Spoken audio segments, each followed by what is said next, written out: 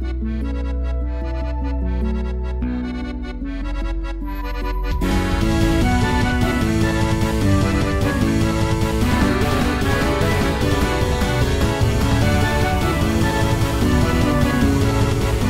out there, this is the ANY Pony and welcome to a new episode of Crepuscularity Discuss.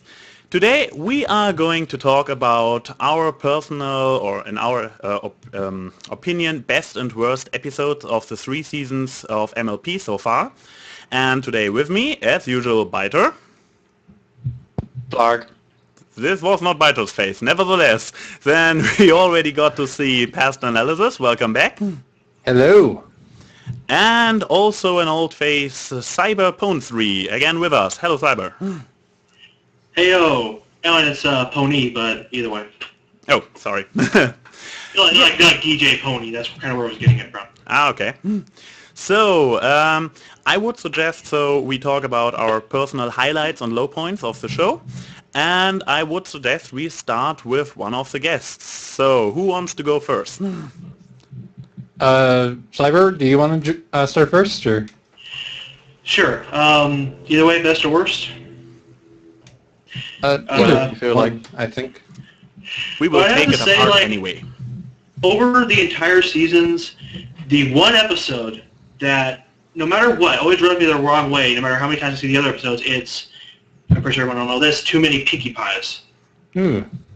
As best or worst? I would totally agree. That's worst. That's like the one that always stands out of the other worst. That was like on the top. That's hard. That's hard. Wow.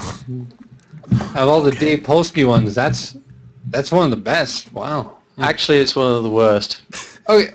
Yes. Okay. I don't like it because, I mean, Dave Polsky's been known to, like, just like with Mary Llewellyn, to change, like, the personality that's been built into the character, but this one pushed it so far into breaking, like, a lot of the continuity of the show, like, with the, what did it give you the stupid, the going in the hook in the fingers and that G2 face, like, those are the things that actually make it the worst for me, that those always creep me out. So ridiculous gags at the end. So basically, it was this breaking, this aspect where they went the kind of sharp, junky aspect that threw you off so much. Yeah, it's like the immersion was just broken. Okay, that's interesting because I heard, especially from the guy next to me, a lot of comments about why he personally doesn't like this episode, but actually these immersion breakers haven't been so often a reason, actually, because I for my part enjoyed it pretty much because it's a good concept for a story, but yeah, like we said before, the execution was just poor. Yeah, I liked it. It was very funny for me, so. It has some funny, like some things were good, but just a lot of the things just made it like where it stands out in my mind the most. I don't know if it's that or something else, just like the series. That's the one part that pops in my mind. I think for me though, my reasons aren't just the gags going a little bit too far at places. My problem is, one, it's trying to do gags the entire time, and all those gags are slapstick. There's no change in the gagsness.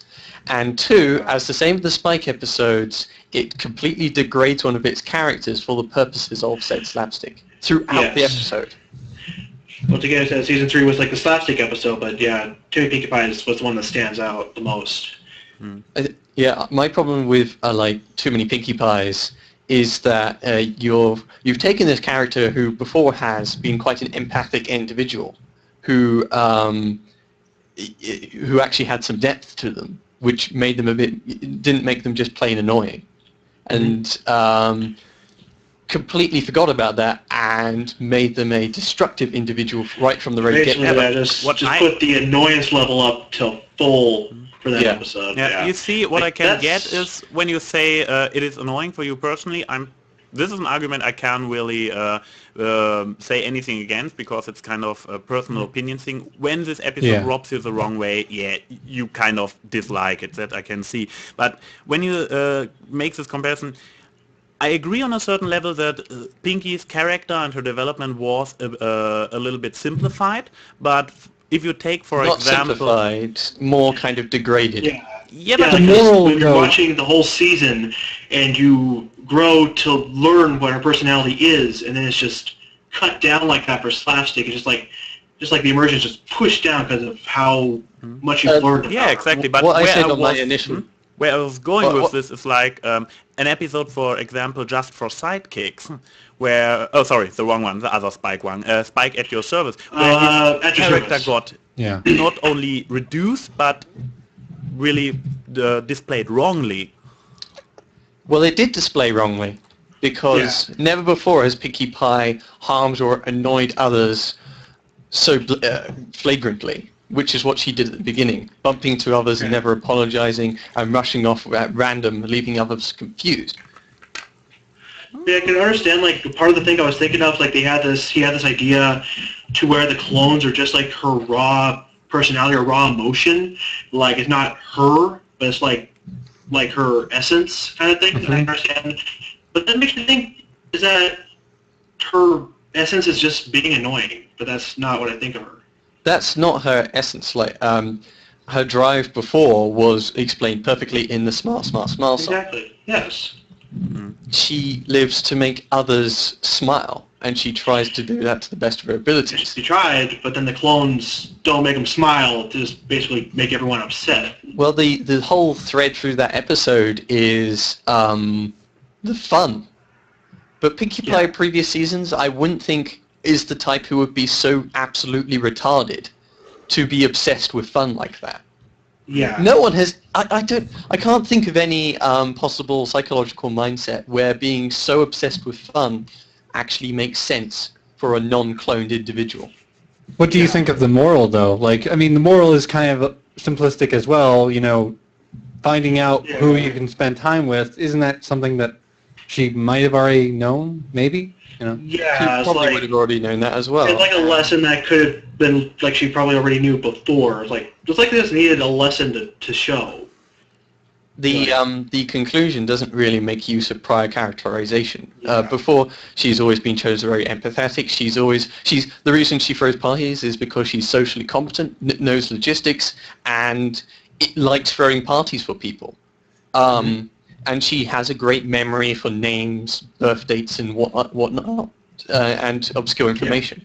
She may act in an unconventional manner, but that doesn't mean she is completely insane in every regard. And bringing her down to that level is reducing her to the most basic interpretation. Exactly. Just seriously, just pull down what I know is Pinkie Pie for that episode.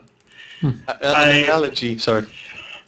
Oh well. I guess we can go to the next episode. I was just going to say, and basically what they did was reduce Pinkie Pie down to her zaniness, when zaniness wasn't what defined her. It was an aspect of her. It's a bit like saying Rarity is reduced down to being a fashionista. I mean, why not have this like too many dresses or something? Too many rarities. Imagine that. It's like a part. It's not the whole dresses. thing. It's like multiple parts put together and it makes it works. But this, Oh well. I guess we can go to the next episode. Like, who wants to suggest the next for like? Okay, now we know what. Now we know what you do not like, Cyber. So, what do you like?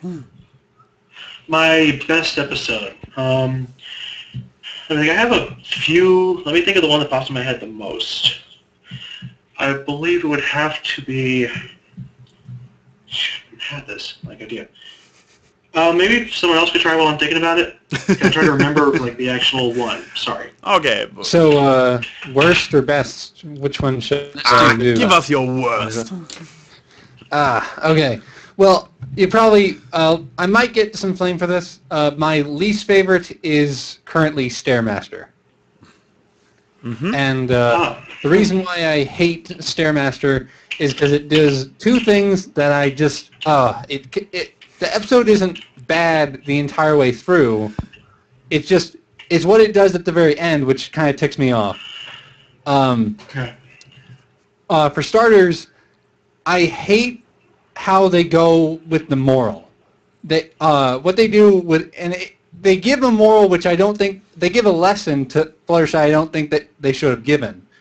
Fluttershy is shy, and I think that them saying, oh, well, maybe you should back off a bit. Don't really help your friends when they're in need. Don't be too cocky or whatever.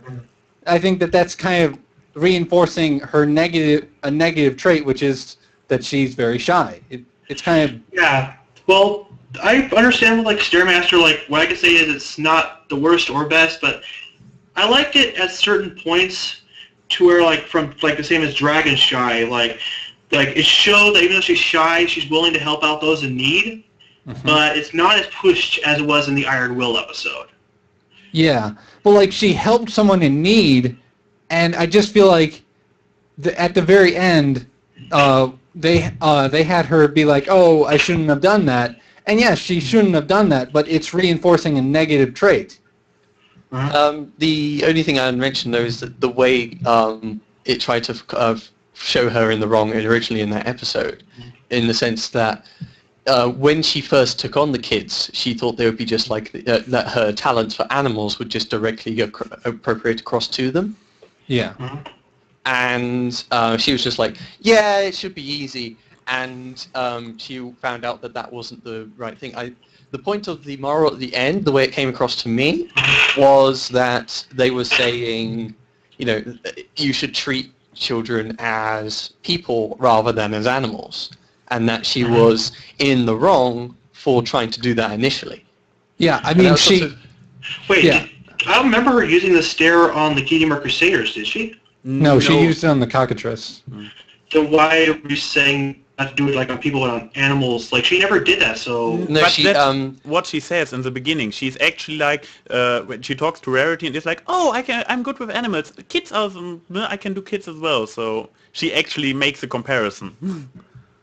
Yeah. Oh, I see what you mean. Like, I thought, by hearing that, I thought she meant like she was taking care of kids as well as animals, not like using the stare itself. No. Yeah, I mean, she learned a lesson. I just feel like there's the potential that Fluttershy might also reinforce a negative trait, which is that she's very shy. I think, though, the way that whole final ending was portrayed, it was she would order the CMC to do something, and they would all stand to attention. So she's obviously earned their respect, and she even has that kind of thing with Opal at the end as well. So it came across to me the more like she was just going, you know, I was a bit foolish for, you know, going into it this way, and now I understand how to try and get them on my side. Yeah, but the way it came off at the very end, it kind of came off like, okay, she has now earned the CMC's respect, but she will not do it again. I'm just like, why? I mean... She wouldn't do it the same way. It was how I thought it originally. Yeah, I didn't think it that way. Just the way she said it, I felt like she was saying, I'm not going to do this again, period. Well, to tell you the truth, that's one of the episodes I don't remember the most. Like, if I watch it again, I could probably make a better discussion about it. I think. But like once again, it's like one of those okay episodes. Like, it's in between the best and worst. Yeah. I think it was the one that brought in the stare, and it was a Fluttershy and CMC episode. And for the most part, it was fairly enjoyable. It was a good story. I mean, it was enjoyable all the way until the end, and that's when it kind of just ruined it for me. And I think it was just the end. The end was very much in the context of what had just happened, and that final conclusion doesn't follow more so than how they presented that the way she originally went into it. It didn't work out the best, but after a while, she learned that they both learned to respect each other. It didn't present the moral as good as it could have been. And the second thing that I really hate about that episode is that it showcases one of the worst things about Season 1, the letter system that they had with Twilight. Now, I'm not against the letter system entirely. What I'm against it being like a Fluttershy episode or a Pinkie Pie episode, and then you have Twilight just come in and say, oh, this is the lesson. I'll write it to Princess Celestia. I don't like that. Because when I saw the Season 1 premiere, one of the things I took away from it was that Celestia wanted Twilight to live there to gain for life experience. She can't learn about friendship just through reading it. She has to Oh, experience. I think what you mean there, like where Fluttershy learned the lesson, but to where Twilight was the only wrote it. I think what you mean there, yeah. Yeah, like even one like the whole thing. Yeah, they kind of fix this like problem. That would have fit better probably in season 2 because then she had Celestia had everyone else write letters as well. I could see where that would fit better. I think that was a better way to approach it. And so if Twilight is just learning the lesson from her friends, just telling her it, isn't that the same as her just reading it? Like, there's no difference. She's still learning it by someone just verbatim telling her it. She's not experiencing why. You can still learn some things from others, even if you don't actually see it, if they tell you. Yeah, well, visually in stimulating. some cases, it's like as long as she knows what the lesson is and retains that information, it's about the same as experiencing it on her own. I think, it is a little bit awkward sometimes with Twilight sort of walking in and having to take down the letter. But in a way, sometimes it could be the strength of that aspect was always the most basic level of writing home to a parent. The original way they framed it was, writing home to Celestia the ruler and Twilight the student prodigy, who was learning it for the power of friendship. I just kind of question, like, if that's how it is, then why doesn't she just read a book on friendship and just verbatim write down the lesson and send it to Princess Celestia? I mean, it's a little bit different though. Learning that's kind of like a gray area. Like I can understand. I can understand where you're coming from with that. Yeah. But I guess the show kind of agrees with PastAnalysis on this one because the show also changed the letter system to the second season, like we already saw, because now the one who is learning the lesson is also the one delivering it. The only thing I would say, though, for at least for the most part, is like when writing home to a parent, you sometimes talk about what your friends have been doing. So this time, the point she's writing home to Celestia isn't so much that she's learned lesson A, lesson B, lesson C, and them together will equal something. It's just there's many lessons in life, and she is learning to appreciating in new and different ways. And she's seeing others learn to appreciate life in different ways also. So, it was just sort of more just, it always had to go through the Twilight lens, and I don't really mind if a friend tells another friend what they just went through. Yeah, I mean, it just, I don't think that in order to kind of help what the season 1 premiere said that Twilight would be doing, I don't think that having Twilight just jump in at the very end of those episodes is a good idea. And that's why they changed it. The only thing I will say was, for that episode, from memory serves, it was like Twilight says, "Oh, I should write a letter to Celestia. What do you think I should write?" And then Fluttershy gives verbatim what she wants to say, wasn't it? Yeah. Yep. It was still Fluttershy's words. It was just the way it got written down in letter form was she dictated it to Twilight. Yeah, and I'm like, why doesn't Twilight just read a book on friendship and just send the lessons over? This is Fluttershy's words. Fluttershy is saying it, not Twilight. I mean, Fluttershy has learned the lesson, and that's great. It just, how they implemented Twilight in there was terrible. I hated that. But this was kind of the formula for the first season, so they had to go. So I believe they had to go through Twilight, but they did it the most passive way, where she just said, "Oh, I would like to write a letter," and Fluttershy dictates the letter. So the one who's writing it down is Twilight, not Fluttershy. And the context of Twilight learning it isn't that important in this episode because it's Fluttershy saying what she learned. But I believe... So are you saying that it's kind of like... Are you saying it's kind of like a Fluttershy episode from Season 2, except instead of Spike writing, it's Twilight? Is that what you're kind of getting across? I'm just saying that Fluttershy went through a story, and then Fluttershy was asked by Twilight to write a letter, and she did by telling Twilight what she wanted written. Yeah, I didn't see it like that, though. I saw it as Twilight making a letter saying, pretty much copying out the lesson. So. Well, she listened to what Fluttershy had to say. It's Fluttershy's episode, and Twilight just came along. You seem to be very much against that episode when watching it first time through. See, here's the thing. I think I should go back and watch season 1 again, because I haven't really watched it. I haven't gone through a season 1 marathon in like a year. So maybe if I went back and watched it again, maybe it would be different. No. Yeah, But okay. I believe we are kind of going in circles about this one, and Byter, you kind of already freaking out the audience by defending episodes, so give us your worst episode. Okay, everybody? Well, I already came up, I already thought of my best. Oh, but we can go now through all the worst episodes, and then we go for all the best episodes, starting with you We've had two again. worsts, but I think we should have some bests. Okay. Well, we went with his best, so... all right. It was his best Stairmaster, or was it his worst? Worst. Yeah, that was my worst.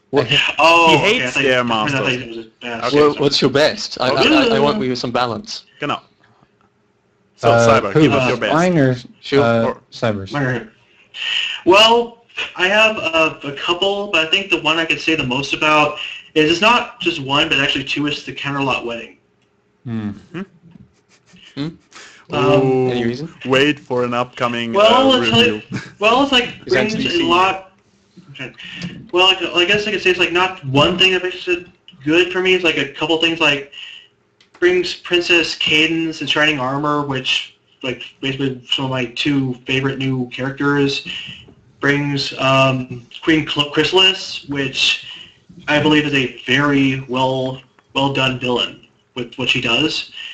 And just the whole story with the wedding and Chrysalis taking her place and all that stuff just seemed like a very immersive story to me. So I think at its core, it's been a very good story told. Yeah, because Big McCarthy does a lot of good work. I totally agree with you. But nevertheless, keep your eyes open for some kind of epic, I believe, 40 to 50 minute review collab on this particular two-parter.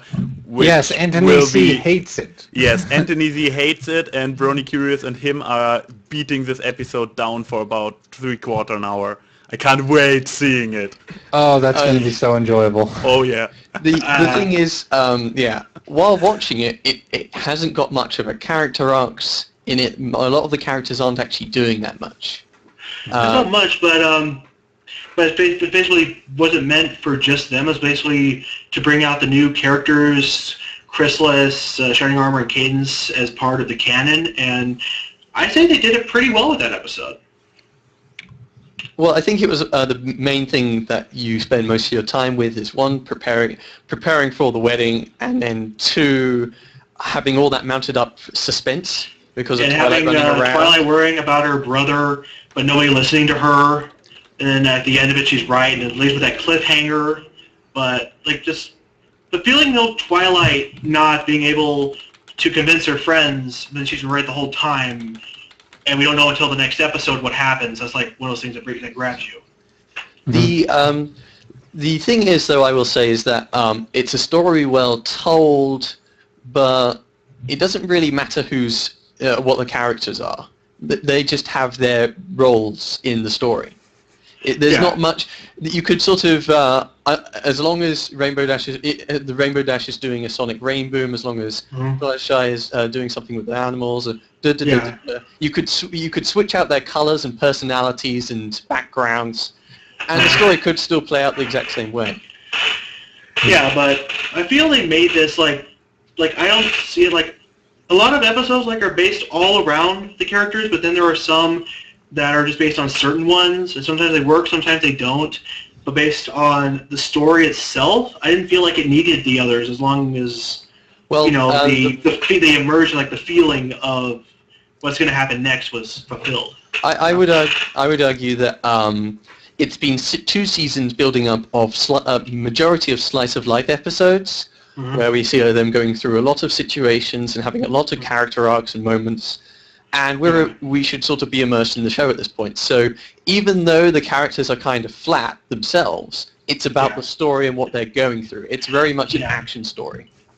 Yeah. The only character development would be a little bit on Twilight, but that's not that much. But Not was much, it? no. Twilight was right from the very beginning, so she actually didn't have to develop character.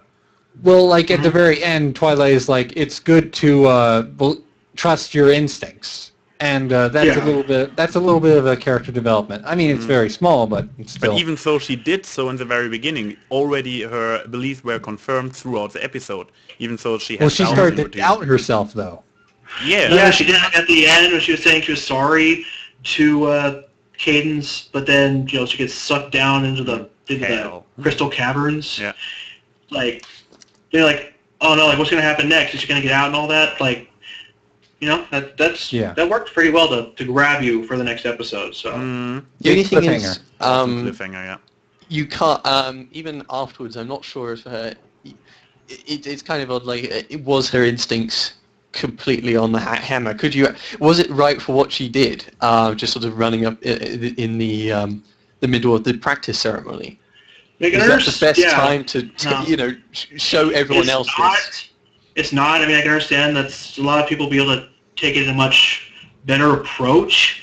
Like, that's like one of the things I could see that where it wouldn't have worked, but like I don't know. I mean, like she worries about her brother. Like, she is scared to see something happen to him, and I can understand that. Like, when you have no idea what's going to happen, and you just have all these ideas popping out, like you're just worried about your loved one. Like, what would you do, basically? Yeah, it's just like when you're being irrational. But I can understand being irrational when someone you care about so much is in danger. So the difficult thing, though, is even like on retrospect, we don't know too much about her knowledge on like changelings. It's not just that you have a loved one. It's like you've seen a loved one, and they're marrying someone who's acting odd. Now, if you know about changelings, then you're going to probably jump to that conclusion. If otherwise, then you're like, this person is completely different. But her motivations were more not that she's evil for some reason now. Yeah, like I can understand that she could have taken it differently, but she didn't know what a chrysalis, like what a changeling was. I can see like how she took that in the wrong direction, breaking their wedding. Once again, being irrational, but at the end when the reasons Armor was trying to defend her and then all that. So yeah, it's the thing though that when she goes up and confronts Chrysalis, it's not they're trying to you're trying to kill everyone. It's more you're evil. You're a meanie head. Mm-hmm. Yeah, once again, like, it wasn't well done, but yeah, just I don't know. It's still one of my favorites. I think the thing with the episode is that it has very good pacing. It tells a good story. It isn't that internally consistent, but it relies a lot on the mystery. Yeah, it's more like on keeping you held on for like what's gonna happen next. Like you think like it's more of an action thing, like just like what's gonna happen next? He's gonna get out of the crystal caverns. He's gonna confront Chrysalis and all this. Like what's gonna happen, kind of thing. So yeah, I mean, and at the very end of the first part, it could have gone the complete other way. It could have, Twilight. Oh, she needs to learn blah blah blah blah blah, but they decide to go with a cliffhanger, a huge cliffhanger, and then it just like, whoa, what's gonna happen? What's gonna happen? This is not what I expected. Yeah. Yeah, it was a story that left you guessing, and that's the best type of story when you don't know all the steps out. That makes you think. Games ponies play. It makes you think, like, what's going to happen? Like, it keeps making you thinking all these different theories, and that's what it means to, Well, it leaves you on edge and doesn't do it all the time. It builds up and builds down. Okay, so that's one of the best. I'll keep thinking about like other ones and other worse. So who wants to go next? Should I? Yep. Sure. Give us your best analysis. You guys know this one. My favorite one is Hearthwarming Eve, and pretty straightforward. The reason why I love it is because it is the history episode, and I love when they give that type of context. It's like the Heartwarming Eve, like up there. It's not on my best list, but it's like right above like the 50-50 mark. Like it was a pretty interesting story to think of the idea about that, but I mean like the idea like based on Christmas and stuff, Like you can see like the candy canes and we already were in the Christmas tree. It just felt like they tried to make their own Christmas story, and it just didn't seem to go well together. Yeah. Like with the idea of the Wendigos and the Flaming Heart. I mean, like, yeah, it's like it wasn't bad, but I feel like the story could have been more developed altogether. Yeah, I mean, like, it could have been more thought out. The Christmas thing really didn't bother me. I'm actually happy that they veered away from the whole Christmas-esque type of story. Yeah, but I'm saying, like, if this is based like to meant like how the three factory, I guess I could say factions in a matter, kingdoms came together as one into Equestria.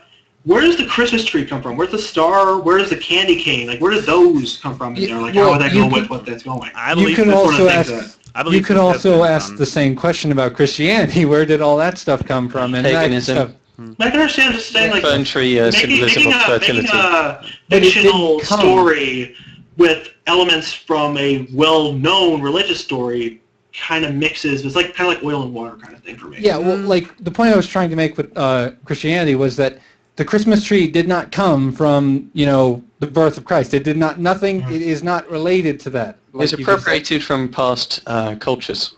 Yeah. Yes. Yeah.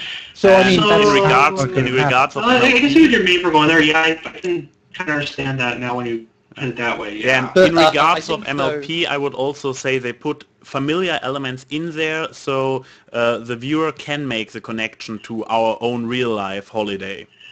Yeah, I could say like to where like this is going to be a holiday episode based on the ideas of Christmas. I can actually. I'm not sure. It's a question of creative intent, and basically when you put a Christmas tree with a star on top of it, you are just copy pasting. What I think would have been better is like if they gave it a pony-esque twist to it. Yeah, like not all like maybe more equestrian-based Christmas things, like maybe to make it more like it would belong in there instead of like to where it's just like blatantly from the human world. To take an example from the show is the Pegasi have a Greek theme going on for some reason now. But it's understandable, you know, Pegasus and Greek mythology. Yeah, I understand that. And the thing is that most people aren't super familiar with Greek mythology.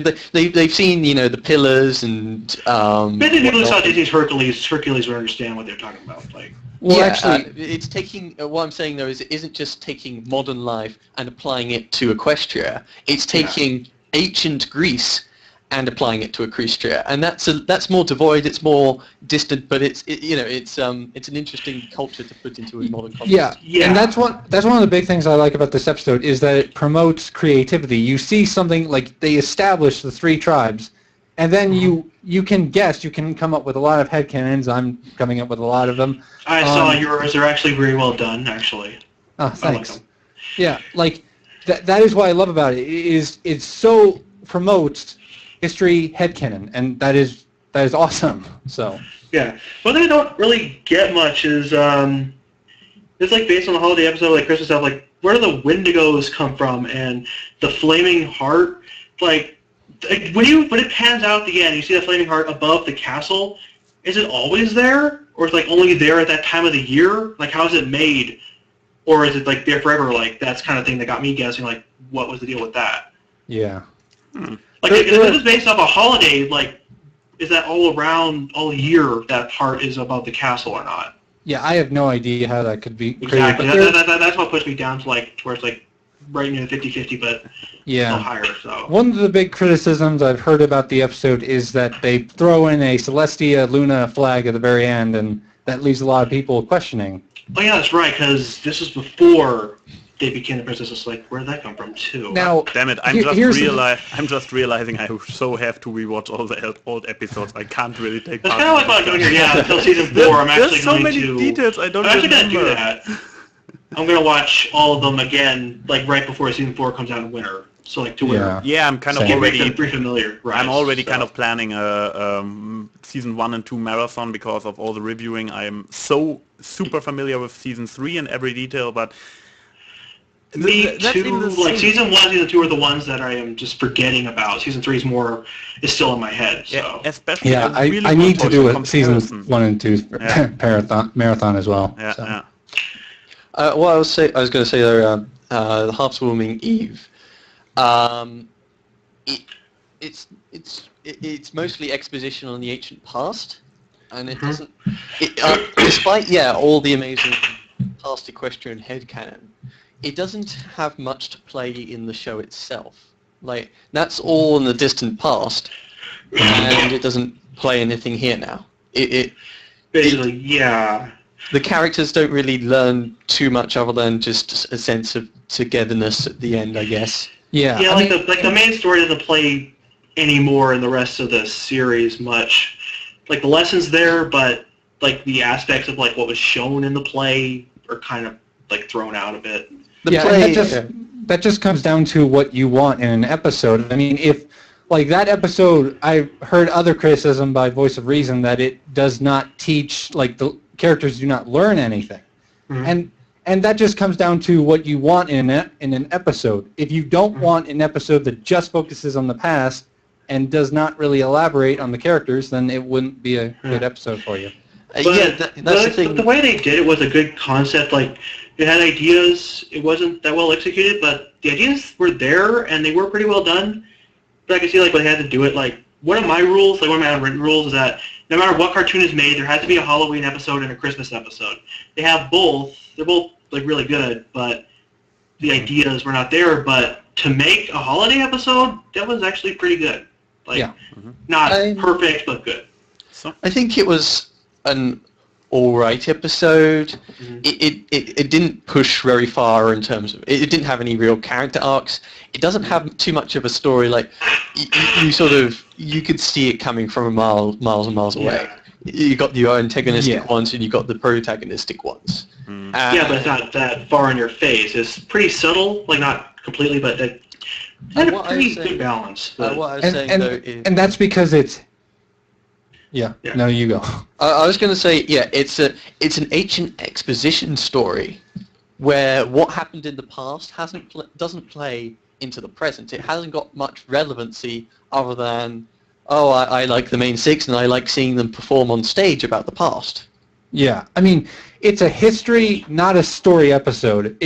And there are a lot of historical facts that are not very good in terms of a story. They don't really tell a good story, but it's just history. That's, Yeah, I think we did pretty well in that episode. Yeah. I think it was all right. Yeah. I'm just doing this because I keep feeling that we're going to start circling again if we don't go forward. Yep. So I have no idea. So, maybe time to create another bit of controversy, because I kind of want to keep Byters' best episode as the grand finale of this podcast. So understandable. That's why I'm suggesting now I'm going with my worst, and Byter with his worst, and my best, and finally Byter's best. To create another bit of controversy, my least favorite episode, I rewatched it today to kind of confirm that I still don't like it, Baby Cakes. I hate Baby Cakes. It's so... I'm like 75% agree with you, 25% don't. Like it's below in the worst, but not too bad. Not as bad as Too Many Pinkie Pies, but yeah, I could see like the concept is just not well done. It starts in the very beginning with the idea... You see pretty much what they want to do. They want to have this episode with this babysitter episode with all the shenanigans when the babies run wild and everything, and the babysitter has all this dilemma. There are so many. It starts with the whole Pegasus unicorn twin thingy. Like when again, like that's not like that's what I don't get. They're both Earth ponies, right? The Mr. and Mrs. Cake are both Earth ponies. They have a Pegasus and unicorn. I know, like, to have those for story, to give Pinkie Pie a challenge, but they don't describe how. No, it's Like- they kind of do like, Well, oh, my grand uncle was Yeah, like, I unicorn. didn't follow that. That doesn't And sound like a whole bunch of gobbledygook He looked, to yes, me. exactly, and like, he even, Exactly. Mr. Cake looks even into the camera and is like, if this makes any Shit, sense, yeah. and I'm sitting there like, like the shit, yeah, no, the shit, yeah, like, it what are you doesn't hiding, make. Mr. Cake? What are you hiding? Yeah, it is. Exactly. I've seen I a think- Yes. really great cartoon on this sometimes where Mr. Cake comes into the bar. I've got twins, a Pegasus and a unicorn. I'm so happy. And the bartender is like, really? Is this normal? And he's like, yeah, sure, why not? And in the background to see a Pegasus and a unicorn sitting there with their beers like, oops. But nevertheless, Okay. this is the first. I think this is the though, first one that threw me off. I was just going to say on the matter of having different races, the way they explained it away, I think, was poor. Yes. So I don't mind the idea as a concept. No. Like, I'm adds totally to fine with the, interbreeding. That's great. I'm totally for Dinky being Dinky being Dipsy's daughter, the unicorn being a Pegasus daughter. I'm totally for this. But the way they described this in this episode, no, stupid. I do want to say something think that it was kind of confused me retarded. even more. Like, it has to do with Mr. Brad's headcanon analysis of the races. Like on the races, like, you know, the Earth Ponies have their race, and unicorns and Pegasi, like if they have their own factions, like if they can like make different races like out of Earth Ponies and stuff, how does that make sense in the different factions? Like one here from Canterlot, Cosdale, all that. Like, it's been mixed the whole time, and then they decide they want to go with unicorns alone, or like that's the kind of thing that confuses me from that. I believe that probably had been three separate Like, how did it- races yeah. in the very beginning, and they started to intermix and interbreed throughout the millennia. So Oh yeah, I didn't think of Yeah. that. Actually, it makes a little bit of sense there. Yeah. The- One of the only- big things about Hearthwarming Eve is that it doesn't give a timeline. It could be 1,000 years, it could be 2,000 years, we just don't know. Yeah, but that yeah, Which to get is, a concrete explanation, but I guess it's enough. which is a problem sometimes. Like I say, it isn't very relevant, the history it teaches us, other than that they work better together. yeah. History is history.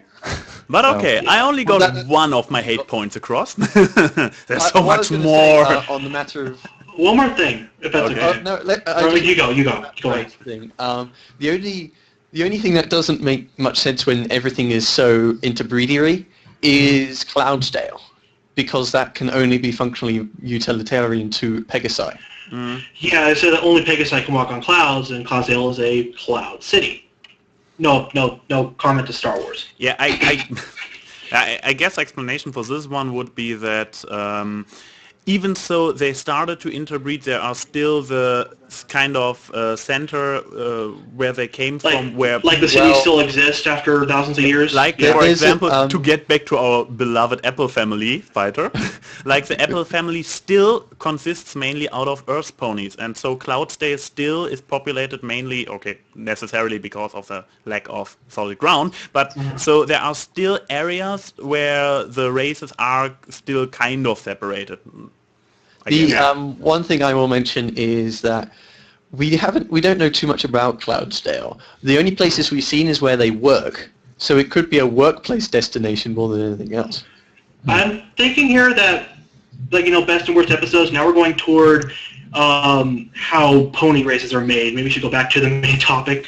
That's just my suggestion. Okay. Well, anyway, more gripes from ANY, please. Yes. So we're going out. And the next thing is that really made me, because this was all just done to create the setup, so Pinkie Pie can have this two over-the-top fillies, and this was only the setup. Then they go into the episode and they overpower these babies like hell. I mean, they are only a month old, and yeah, they also try Never to explain how old they are. They I also, think it is sad. It is sad. I just rewatched it a few hours ago, and they Now I remember. Yeah, now I remember. They even try to throw in some explanations in the very beginning why they are so super, because like Rainbow Dash is like, oh, and wait, when these wings are starting to work, this will be so troublesome. And then Twilight and Rarity look at each other, oh yeah, and this random bursts of magic unicorn babies have once in a while. They just come and go, like giving an explanation for all this stupid shenanigans that are about to happen. Yeah, that doesn't make sense at all with the unicorns, because if that's true, like if they do those bursts and stuff, what happens with Twilight? Like she was powerful before, but she had trouble controlling it, trying to make the spike hatch out of his egg. Mm-hmm. So, but apparently, like she could be really powerful. Then it went down. Oh, Brad left. Yeah, he left, and we now have problems with our avatars again being in front of our faces. But yeah, and then the stupid shenanigans, like. Okay, now we created this absolute nonsense explanation how they are able to fly and do magic, even though they are 1 month old fillies, or foals in this case. Yeah. And foals. Yeah, like fillies and colts so are like over the toddler like. Yes, yeah. I mean, they are... We all know how quick Pinkie Pie is supposed to be, and they can outmatch her even before activating their superpowers. They are... up with her on speed, and they are able to hide in 2 meter high castles and everything. And Pound Cake, being a little month old, is strong enough with his little wings to lift Fluttershy and fly her around the house, up and down the stairs. I mean, these babies... It doesn't make sense. Yes, these babies are more powerful than one of the adult ponies, and don't get me mentioned on the CMCs. The CMCs are... You got this 3 sparks 3D Bell is able to release in One Bad Apple, and you got this little bit of hovering, jump hovering even, Scootaloo does, and this whole not being able to fly thing is a big issue, and then we got these 2 folds. I mean, like, it does not fit. Yes, and this is throughout the whole episode. The whole premise for this episode is this shenanigans, so that Pinkie Pie can be over her head, and then the solution is, in the end, Pinkie Pie just loses it, starts crying, and cries. And like, what is the solution? The babies are like this is some. I saw a review at some point in which somebody was like, oh, they act quite naturally. They are not evil. They are just being child, and they don't act the way they do out of evilness, but of not thinking about it. And when it doesn't make sense either how like being little month-olds, like I don't know, like if they have ideas of like what like being sad or being happy and all that is like mentally, like the meaning, because when they see Pinkie Pie crying, they try to cheer her up because they know how she's feeling. Like how could they when they're a month old? Yeah, but it's such an unbaby-like way. Like they actually get this sack of floor and make it an... It's wrong on so many levels. I guess we can say like it's not really well executed and all these different ideas they keep guessing. I guess we can go to the next one. I think. Oh, I was just going to. 49 minutes in.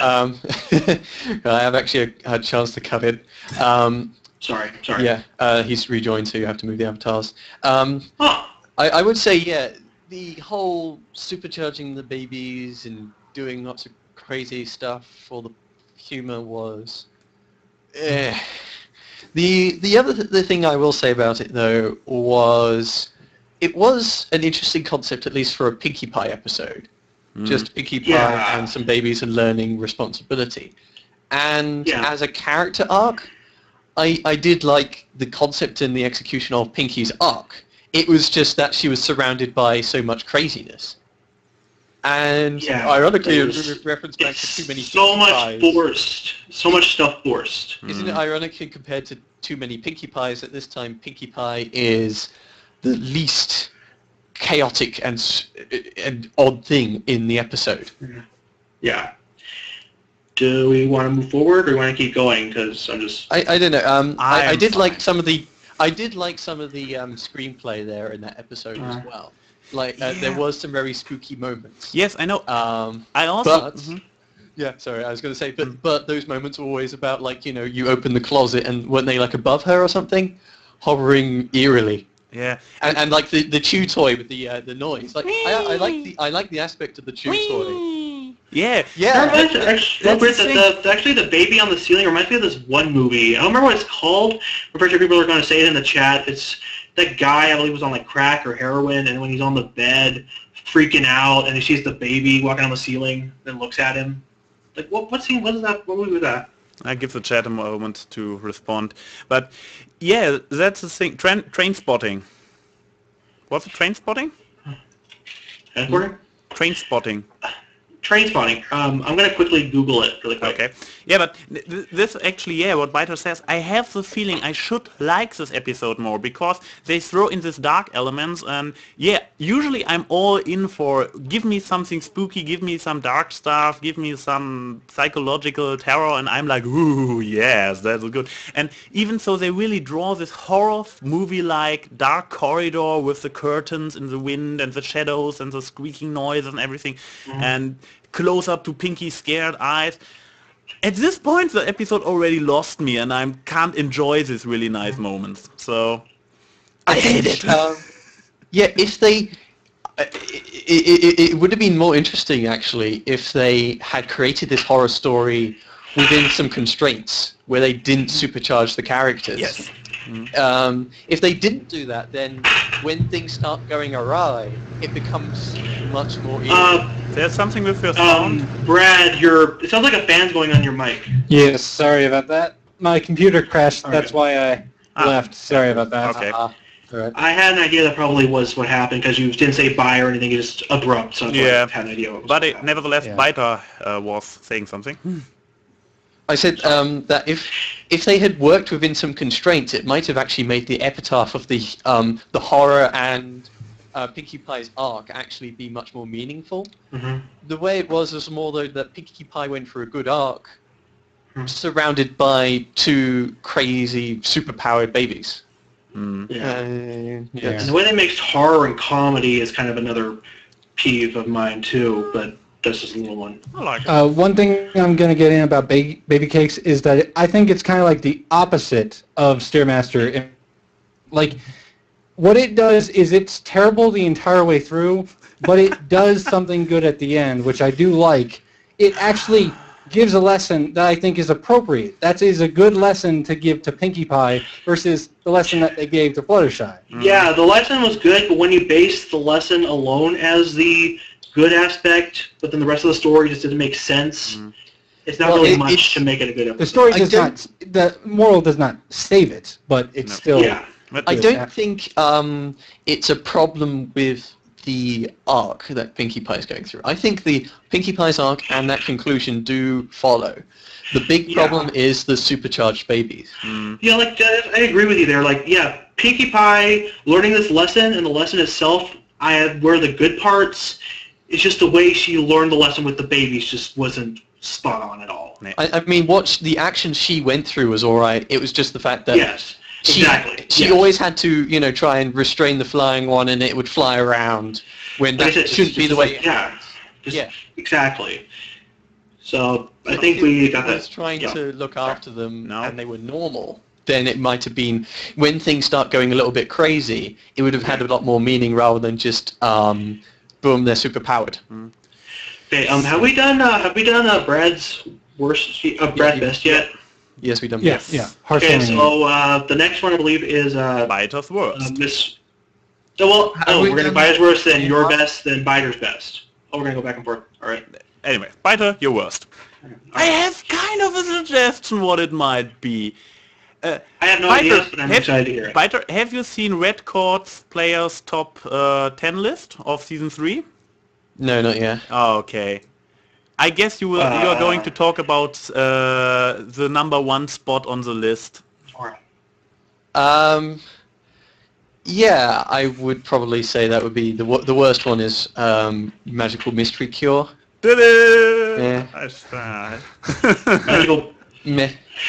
We've had this debate in the Season 3 recap discussion. And we had it last week, and we had it in the Magical Mystery Cure podcast as well. So, but nevertheless, Byter, go. One more. Give us your points. Do your best. Oh, joy. give me something. Give me something to challenge. Come on. You can give us something new. New, you say? Something new you hate about it. I'm kind of like, what? Something new would be something like the contextualization of being a true friend and cutie marks, in the sense that in this episode, I'm sorry, I'm just coming up with something again on the spot and trying to... Well, talking about Call the Cutie, or...? No, in the episode, as in the last podcast, I talked about cutie marks and how they equate cutie marks with destiny, even if that's not how cutie marks used to work, and that by fixing this magical problem using magic that you learned via magic, you show yourself as a true friend. And I was like, does that mean that if you had a group of friends in a similar situation and one of them doesn't have a cutie mark, then you can't actually have this episode, that they wouldn't, that the Twilight in this position couldn't be a true friend? Why? Did we have this if discussion during or after the last podcast? After. After. Oh, that's okay. Because I remember this discussion, but... Yeah, it's a difficulty because we don't have a clue what the mechanics going on here is. That their destinies have been switched, that their memories have been altered. But what if you had a group of 5, the main 5, and 2 of them didn't have cutie marks? Will their blank flanks be transmuted to others, or will they not be affected by the original spell that Twilight read? So we're talking about this episode in general right now, again? You said come up with something original. So I thought I meant like a different episode, because we already discussed it, but if you want to talk about this again, okay. Yeah, I'm not sure if you want... Can I go to my general points? Because those are actually... Yeah, sure. Just go to your it was general just points. to mix things up, but yeah, give us let's just say it's your worst. You give us what the reason is it's your worst, and go on. The other one would be like what would happen if Celeste or Luna read the book. Also, one thing is that someone mentioned this to me, that Twilight reads out the spell, and then nothing happens. It's just after that, then something happens. So no, something does happen after she initial spell. You see it in the background. Does it do the Elements of Harmony? Yeah, right after she reads it, you see the cutie marks, switch around. You see the little the necklaces and the tiara, yeah. Switch around. I can't remember that scene well enough at the moment, but isn't it like all of them are wearing the necklaces when she's finished the spell and reading out the book? Once she finishes the spell, there's a beam that comes out of the element of magic, and then that kind of alters the other. The other elements and hits her. Yeah. All right. To go on to my general criticisms of the episode, is that it doesn't spend any time establishing what's going on, and I have no understanding of the situation and it's not a very good story to tell when everything is equated to just using magic. I think for me also the music, or the musical part, for me I didn't know it was going to be a musical, so it's completely out of the blue, and I didn't really enjoy it either. It was very showy, but the thing is, at least with the music before, though, is that they are so radically different from what's going on screen, and they are so uniquely distinct in the way they're presented, that more so than just someone saying what's going on, that they're doing stuff and they're talking about things, and it adds to the show. It's a good form of storytelling when you do it in moderation. But the way they did the songs here was on and off, and when it was on, all it was sort of good morning. That's how literally the thing opened, was the good morning song, and then we have the we're sad, sorry. Well, I'll tell you just right now, the reason I'm not debating with you on this is because I've already said it before, and I kind of feel like I'd be repeating myself again. Wait. So you didn't understand what was going on throughout the story because it was through a musical? Is that what you're saying? I say that I don't understand what's going on because nothing is explained. That the pacing is so frenetic and nothing makes sense. Well, it's explained through a musical. That's what happened. Okay, if you're sure, then how did why was the original spell? How could it only function with half the words? Or Why Well, is it okay. not rhyming matters? This is something I've heard a lot. Please explain in complete detail how the episode explains it. This is something that I've heard a lot about the spell. When you watch the episode again, and you watch Twilight reading Celestia's letter, Celestia does not say finish the spell. She says rewrite the spell. She actually does. And But but she doesn't actually, rewrite it at all. She finishes like the other half of it. She doesn't. Yeah. She doesn't like rewrite the first part she read in the first place. also, here's the thing though. Who told her the rest of the spell? Was it Twilight or was it the magical space being? Because Okay, it was there a was- voice in your head. How there did was- Twilight have a What voice in her head? There was no There's a- magical space being. Okay, for No. starters, What we have to do is find it. We need to know why she had the extra words appear in her head, because the words don't naturally follow from switching around the Okay. key marks. I don't think it's like appeared in her head. Like I think it's just like she thought of what the spell would sound like, because she probably read spells so much Listen. that she had the idea of what it's supposed to sound like when she writes it. here is the original spell. From one to another to one, a mark of one's destiny out alone fulfilled. Basically emphasizing that you get your destiny on your own. Whereas And throughout the episode, Twilight is helping her friends get their destinies by helping one another.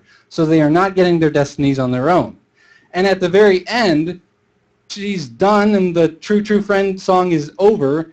She hears the verse, a mark of one's destiny singled out alone fulfilled. She just realized through an entire song where she was helping her friends get their destinies by helping one another, not doing Actually, just for memorized herself. the Where do the spell. words come from? Where do they come from? Have you answered that? No. She memorized Oh, them. where do the words come from when you write a fanfic or when you write a novel or something? They don't. You think about them you like. create them, but this is a Yeah. magical spell with a certain. How You're saying magical are words spells a magical come through spell? magic, or they don't think of the spell. They don't think of how. How important is the word selection in that final thing?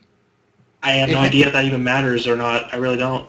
Well, I for- have no clue of what's going on. Yeah. Well, okay. For starters, she memorized it, and what she wrote in later was from what is it? From all of us together. Together we are friends. With the marks of our destinies made one, there is magic without end. I'm still surprised you memorized that. Yes, yes, I came Memorize prepared. bullshit. Very good. No, but Yes. the first spell, the broken spell, is emphasizing getting your destinies on your However, own. is it broken because it seems to actually do something? If a No, spell it's fails, for broken. example- It's if, for it's example, broken. For Yeah. example, if Twilight fails the teleportation spell, is that because she misremembers the words or doesn't concentrate? But when she fails it, all that happens is that she doesn't teleport. Or she Yes, but how do teleports with the one with them being burnt. How do you know, though, if it's broken, it just won't work? Also, it was how do broken we in know that it if- didn't do what it was supposed to do. Also, we have to first also establish whether this type of magic is the same as all the rest of the type of magic. Because Well, it's been for starters- described- Well, what makes Spell you think that there's different versions of magic? And all the magic itself, like it's one big entity, like of magic. Like, are there different versions? Like, is teleportation different from that? Like you just kind of Well, confusing me I've there. never seen anything of this type of magic before where you have to rhyme. I've never seen And any it type of doesn't this kind of even magic rhyme! before. It's from the show, so Magic I don't is know. magic in the show. I will agree with you on this one that it is open-ended, and this allows them. This gives them a lot of room to put in what they want. However, the whole point of this episode is the magic. Yeah, I guess magic's the main thing. Yeah, Magical Mystery Cure has got magic in the title, and it's about the. tell you the the truth, I had magical- no idea if it's based on this magic or they just did that to copy a Beatles song title. And also another But thing it's is very that accurate to the show, Magical Mystery Cure. now you could say that there That's is what the whole magic. thing- You could say that there is magic going on when she is helping all of her friends, but it is Yeah. pretty much a simple logic puzzle. Only magic that would be happening is through the way she learned the through the solution. elements of harmony. The way she learned the solution was she said some stuff and then she started glowing with magic. She saw a picture of her friends above the mantle, and So Then is magic now inspired by pictures? Okay, well, this is another point. See, in the very beginning of the show, we see Twilight have a spark in her eyes, and It's very it's in small spark, but this time she has a whole cutie mark in her eye. yes, And remember, it's emphasizing remember the friendship. And remember before in the show that the concept of guest destiny hasn't actually been prevalent, and the concept of the cutie mark is completely different. An aspect of Twilight is that she is anxious, but that she conquers things through friendship. She gets the strength or magic of friendship. And in the season 1 premiere, you see that happen. Now she has become an exemplar. Except, I would argue that her final speech went before they used the thing. Check the chat. Yeah, I checked it. The thing about the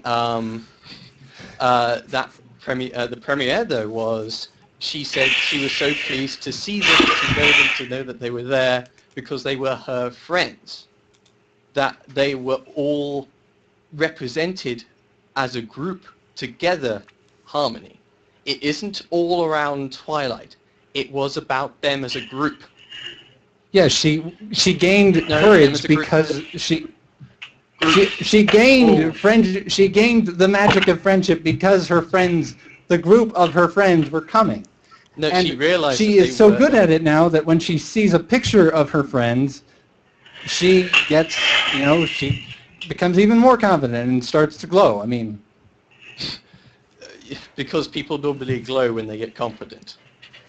Well, for starters, this is a show. Since when has anyone glowed when they're confident? This is becoming the recap all over again. This would be I guess bad as we're starting to ramble on again.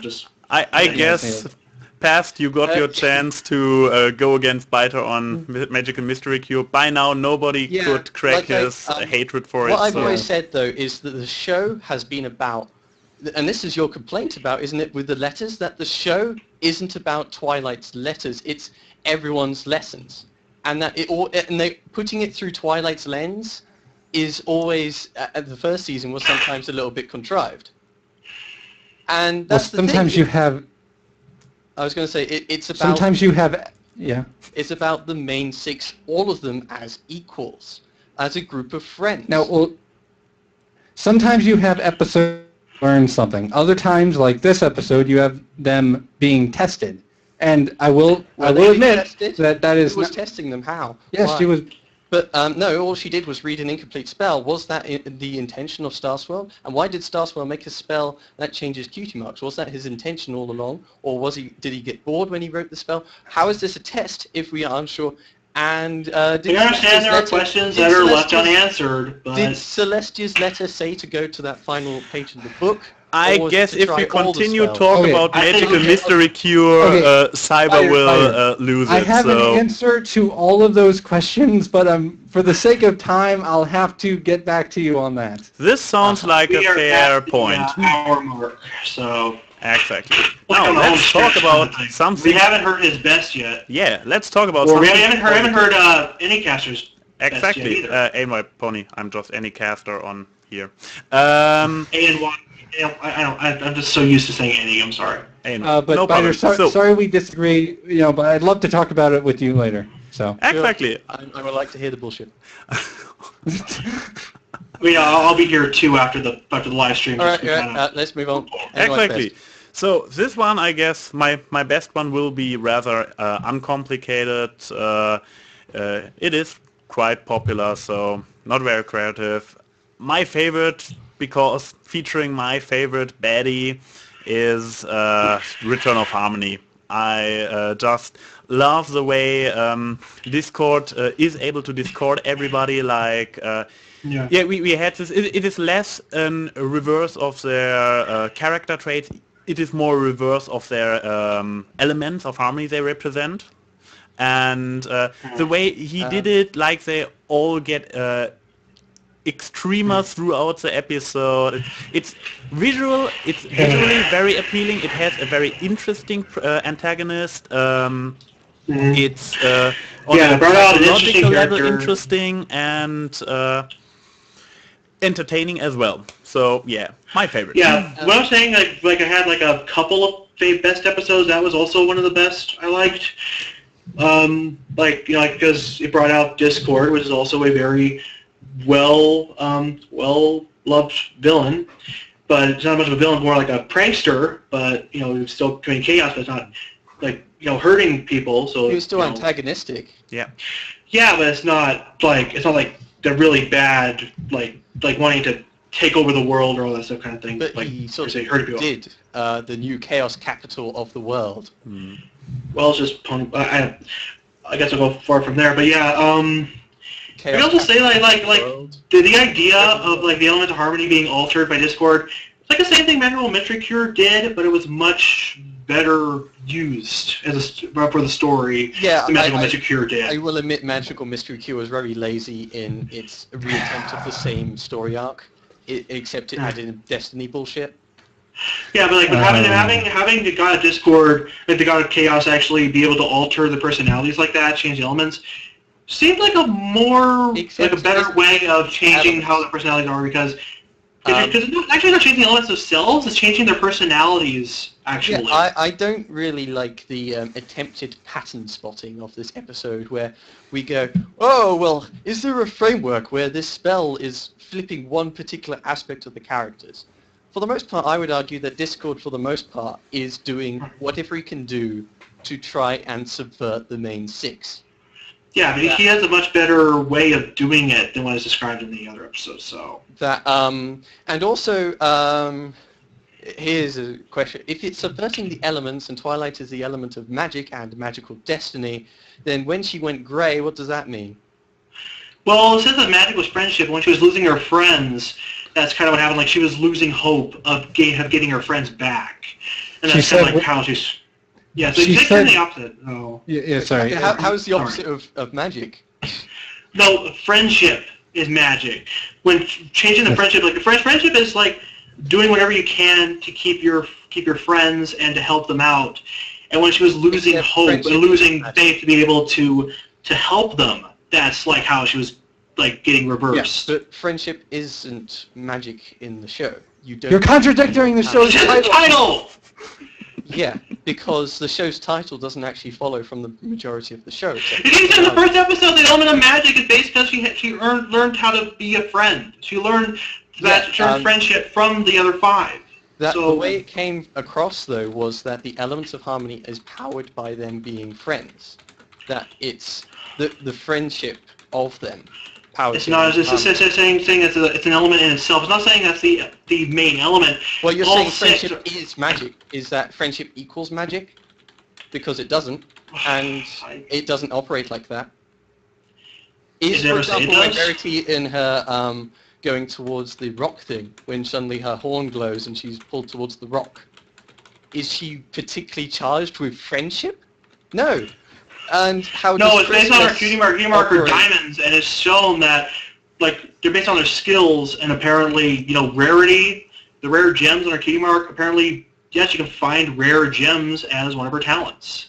Like it's kind of explained. But it's not powered by friendship as magic. Oh, he crashed again. Yeah. Well, just because it's the title doesn't mean it's actually prevalent in the bloody show. Okay. The elements of harmony play very little in the show, other than what, 2 episodes up until season 3 when. That's because elements are more like a plot device. It's not meant to be the show itself. They're a plot device, and basically all it says is if you have a good group of friends, then these things will operate. Well, it's not saying that friendship is what's powering the elements. It's saying that the elements are inside them, like as like part of their, I guess, their soul kind of thing. We haven't seen it. And the elements are able to pull them out as the power. Like it's like a conduit. I would argue that the elements seem to be very much like a Deus Ex Machina. I'm just talking out of my butt right now. They seem to be a Deus Ex Machina device to me. Well, I don't know what to say about that. I mean, I'm trying to. Just because you're trying to find excuses doesn't mean that all that happened was the prelude of season 1 was about them and their journey. It was about introducing the characters and who they are. It wasn't about the elements of harmony were actually rather tertiary to the event. They were why they were going for things, but in the end, all you had to do was say, yes, we are a group of friends, and therefore we can use the elements of harmony. Well, they're not saying that because they were friends they can use the elements. The elements are in themselves, and I believe that the jewelry are a conduit to come out. The point is that the friendship alone isn't what's causing them to work. How do it you never know said it that was. the elements are within themselves? Where did that come from? Could you quote from the show? I could if I could remember which one I heard it from. She, from the prelude, said, oh, you think you could destroy the elements of harmony just like that? The elements are right here. And this one represents Blarg. If you say represents, that doesn't mean you know. Oh, I think I remember now. In the Magic of Friendship episode, where she's reading the book, and it's saying like the 5 elements, and then during their journey, she finds out that the elements like loyalty, generosity, and stuff are shown through their friends, through their journey through the Evergreen Forest. That's kind of what's telling her that it's in them. The way we see the episode, though, the elements of harmony are able to change their form by what the people who are planning to use them intend. And that change their form. That, before we had only 5 rocks that for either were encased like that because they haven't been used for so long, or were how they were used by the last operator. But we've seen the elements of harmony can change their nature. That the elements of harmony are distinct from the main 6. The main 6 are able to operate them because they can represent the particular aspects that the elements of harmony in that context could use. Fluttershy represents kindness. It isn't Fluttershy is the demigod of kindness. They're saying that she shows the essence of kindness, like a She represents it. You can represent something. It doesn't mean that you have that inside you is a spirit of kindness. No, that she is kind, and therefore she could represent kindness. I believe often enough they are referred to as the bearer of the elements. So not literally the elements, but the person who is the one who can bear it, who can use it. They're carrying the elements. Yeah. They aren't the elements. But they're the only ones who can use it. And that how the elements they bear are based on their personalities so much. It seems that they could be like. I was just going to say, no, we have seen the elements of or been told that the elements of harmony being used by other people. Yes, but right now they are connected to them because at the beginning of Return of Harmony, Celestia says like, "Ooh, I am not any longer connected to them because you are." So they can switch their alliance. Which episode was that? Return of Harmony. Return of Harmony. Well, the one we are actually talking right now. Like, well, actually, yes, Celestia used it to bring out Nightmare Moon, so. And Celestia and Luna both used them together initially. Yeah, but then Celestia alone used her to banish Nightmare Moon. Yeah. I'm just saying that that they both were using it, and then one of them turned into Nightmare Moon somehow, or something happened, and only Celestia used it against Nightmare Moon.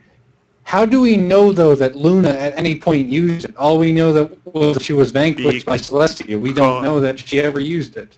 What? Wasn't it? Luna? They said, at the beginning, who am I asking about, Luna or Celestia? Because it's stated in the beginning of the pilot episode. Episode 1 in the book that's reading about the history. There it is stated that Celestia used the elements to banish Lunar, and in the beginning of Return of Harmony, Princess Celestia confirms that she and Luna used the elements of harmony to turn Discord into stone. Yeah, okay. They both used it, so therefore it was both of them and then one of them. Yeah, I didn't catch the thing in the Return of Harmony. I didn't remember that. Biggie.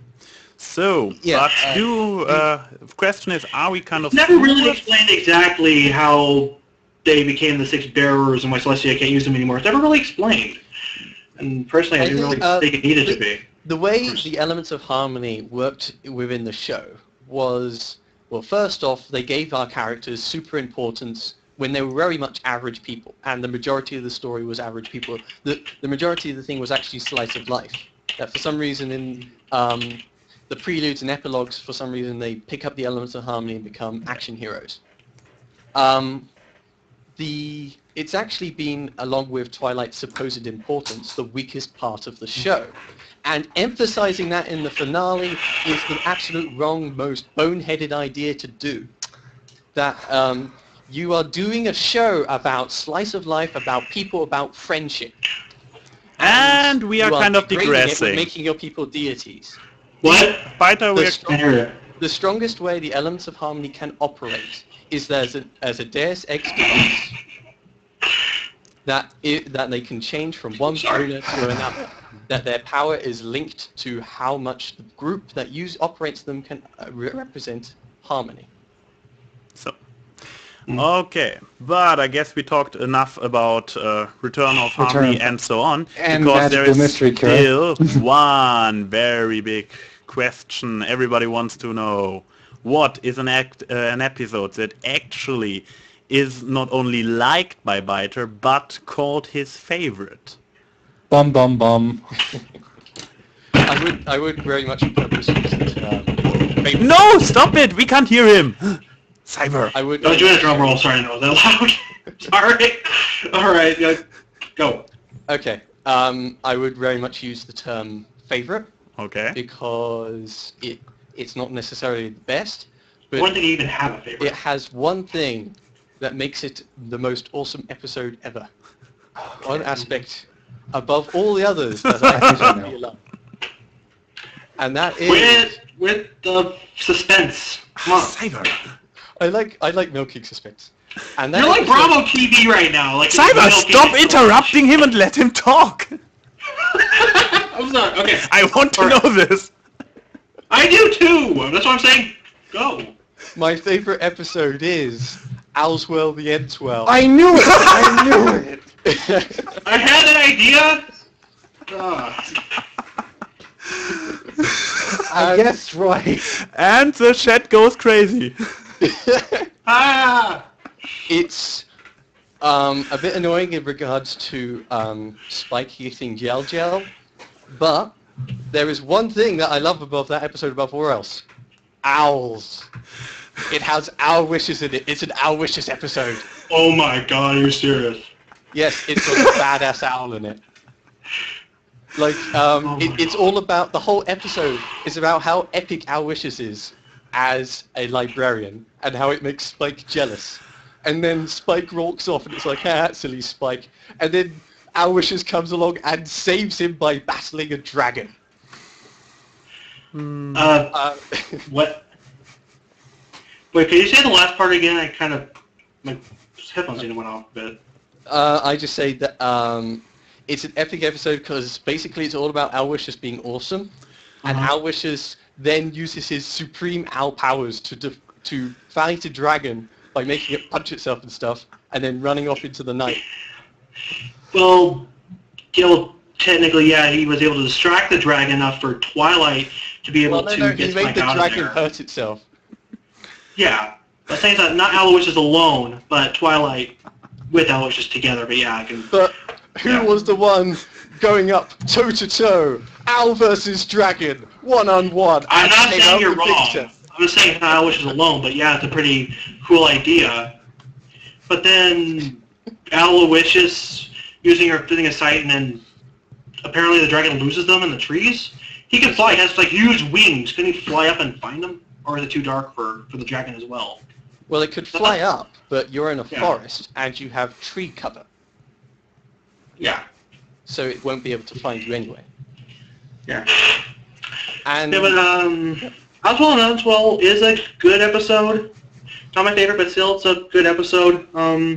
Best Spike an alright episode, I'd say. it's just that I absolutely love owls from a very young age, and this one was about, I always love seeing owls and things, and particularly sentient ones, because they're so cool and intelligent and silent killers of doom.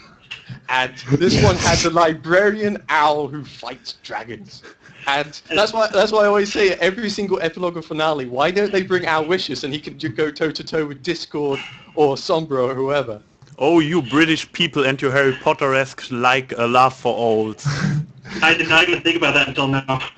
Like, Yeah, but like I can understand, like, Owlwishes is a pretty cool character. He isn't used as much because he's still just like a pet, like Tank and Opalescence and such. But Owlwishes does have more to show, more than other pets, which is pretty cool. They actually gave him expressions and just for gave him sidekicks. more of a personality. Yeah, for it's himself. just I wanted just for sidekicks to have a lot more Al wishes and him to be actually a lot more player. Less. Like that's the whole problem with that episode. It was an episode about the pets, including Al wishes. But Aloysius helped a lot. Like Aloysius helped Spike a few times. But in the end, it's an episode about Spike and even a little bit of CMC, and the pets gets a short end of the stick. I mean, Aloysius at least did like the face palm at the beginning of how retarded things were. So yeah. I can't really say much for Al's Wellness as well because once again it's one of those with I need to rewatch it, but I like she was able to be developed pretty well, even if it is for one episode. It was pretty good. I mean the whole thing was for mainly Spike and how he was feeling left out and scared that Twilight was going to stop wanting to have him help. So it was more of a Spike episode, but Aloysius was pretty good. It's kind of upgrade. Oh my God! What? Yeah. Byter, what have you done? CyberPwn3 is in 1 minute tag going like Supreme All Power, Supreme All Power, Supreme All Powers. I see it in the chat. He can't get enough of Supreme All Powers. Yeah, and I know PastAnalysis knew the answer because I told him earlier after the podcast about owls. Yes, yeah. Yeah. I could have guessed so because you mentioned that the best moment for you in the Crystal Empire was not in the Crystal Empire. Sorry, in Magical Duel. That the best moment in Magical Duel was when there was 1 second of old dishes catching books. Yes. So I could have known it, but I didn't. And one thing that I kind of like about that, after Aloysius, one of those pets that seem to have a lot more screen time than all the other pets. Like I said, like a Magic Duel and Game 20 Play had a lot more screen time than other pets. Well, he is smarter than smart, yeah. But for his, he's quite a sentient creature.